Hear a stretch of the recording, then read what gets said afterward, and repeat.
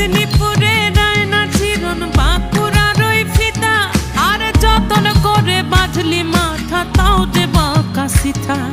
পেছ পাড়িয়া